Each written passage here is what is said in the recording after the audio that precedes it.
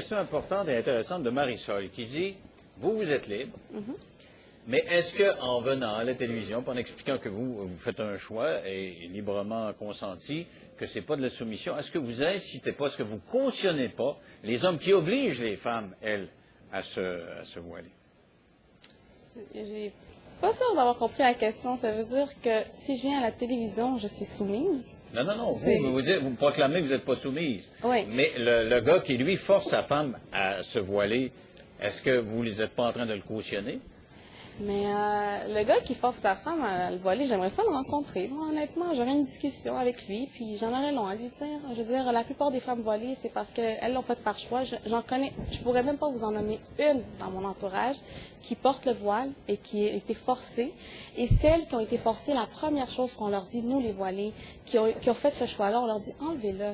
Enlevez-le. Vous n'êtes pas forcé à le mettre. Puis tant qu'à le mettre, puis à montrer une image de femme oppressée, puis à détruire, nous, nos valeurs, on protège ça, on est heureuse, tant qu'à faire cette erreur-là, mettez-le pas.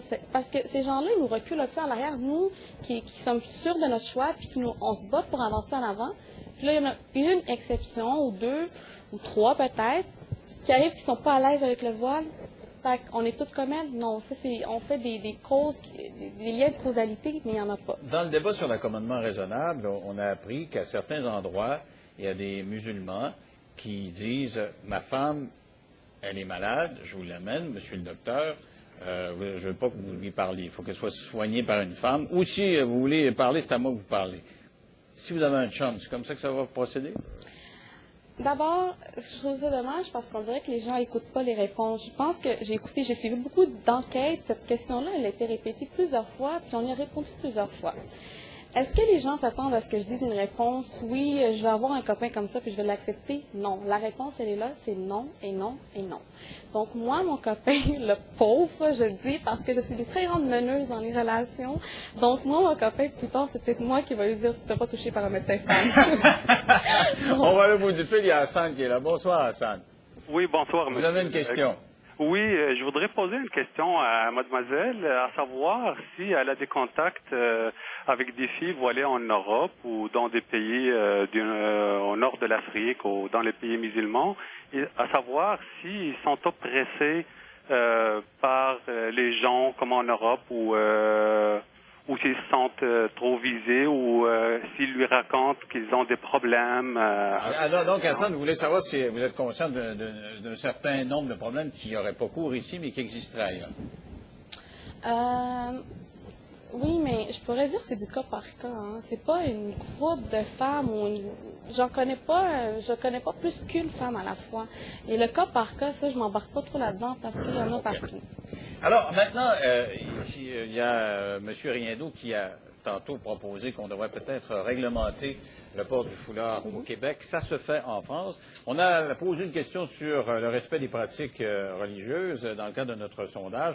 On pose entre autres le respect des pratiques suivantes au Québec. Pose-t-il problème pour vivre en société? Port du voile, 62 des gens pensaient que c'était un problème. Le port d'ornements religieux, 56 Si on posait exactement la même question aux communautés culturelles, le respect des pratiques suivantes au Québec pose-t-il problème pour vivre en société? 57 disaient oui, c'est pas un problème. 56 le port d'ornements religieux également. Alors, histoire de faire une réflexion là-dessus, si vous voulez, vont se joindre à nous Stéphanie Milot, qui est psychothérapeute, de même que Martin Pouliot, animateur à CFOM à Québec. Bonsoir à vous deux. Bonsoir. Bonsoir. Alors, qu'est-ce que vous pensez de ça, Stéphanie? Est-ce qu'il faut encadrer, réglementer éventuellement au Québec? Parce qu'il y a plein de gens qui disent, peut-être que c'est un peu agressant pour certains. Qu'est-ce que vous dites de ça? Mon opinion personnelle, moi, je ne pense pas que c'est agressant. Ça ne m'agresse pas. J'enseigne, moi, depuis 6 ans à l'Université de Montréal. J'ai eu dans ma classe des étudiantes qui étaient voilées. Et on est humain et veut pas, l'humain est des fois résistant ou va porter des préjugés sur quelque chose quelqu'un qui est différent. Que ce soit une personne voilée, que ce soit une personne qui a des tatouages, des piercings, hein, on peut aller très loin. Maintenant, moi, j'ai décidé dans le cadre de ces cours-là de m'intéresser à la personne.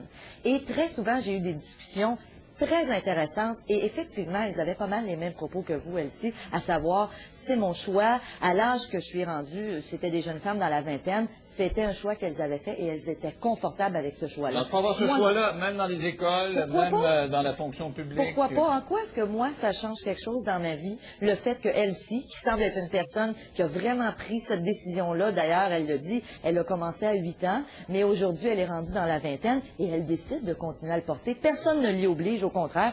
En quoi ça change quelque chose pour moi? Martin, qu'est-ce que vous pensez de ça? On doit réglementer, mais du point de vue institutionnel. Moi, je reviens toujours à la même question. C'est dans la sphère institutionnelle au Québec.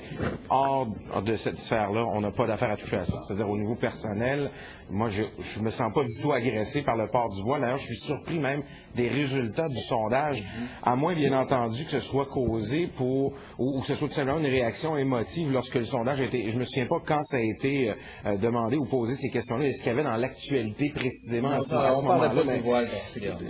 Moi, je comprends pas que sur le plan personnel, quand le choix est éclairé, puis c'est fait comme vous semblez le décrire, et que vous faites ça de manière honnête et sincère, je vois pas en quoi on devrait avoir quoi que ce soit à dire là-dessus. Alors, si vous n'êtes pas contre, si ça vous dérange pas qu'elle le porte, pourquoi vous voulez que... Parce que le problème, c'est qu'une fois rendu dans les institutions publiques, là, on a un problème parce qu'on a choisi d'avoir des institutions laïques et de laïciser nos institutions publiques. Et le problème, c'est qu'à chaque fois, il y a un empiètement de l'exception sur la règle générale dans les institutions publiques. Je veux pas voir ça. Mais si on est conséquent, par exemple, il faut enlever le crucifix au Parlement. C'est ce qu'André Boisclair a dit tout à l'heure. Moi, là-dessus, je suis intransigeant là-dessus. Je crois qu'on devrait aller aussi loin, et je l'ai déjà dit sur cette tribune-là, je crois qu'on devrait aller aussi loin que de constitutionnaliser la laïcité des institutions publiques. Donc, dans les écoles aussi? Non. Ne pas permettre le voile dans les écoles?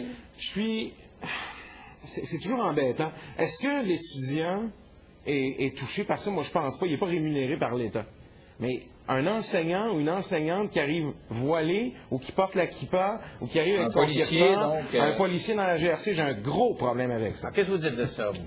Vous pensez pas que le contact avec des gens de diverses sphères culturelles, qu'ils soient juifs, il y en a plein dans les écoles, vous pensez pas que ça peut pas amener des améliorations dans la société québécoise? Tout à fait, mais ça n'a rien à voir avec la sphère publique, ça n'a rien à voir avec les institutions. Je le fais sur le plan privé. Mais si la chance était donnée de rencontrer une enseignante qui complète bien sa profession, qui a toutes les qualités exigées pour être enseignante, puis elle porte un voile.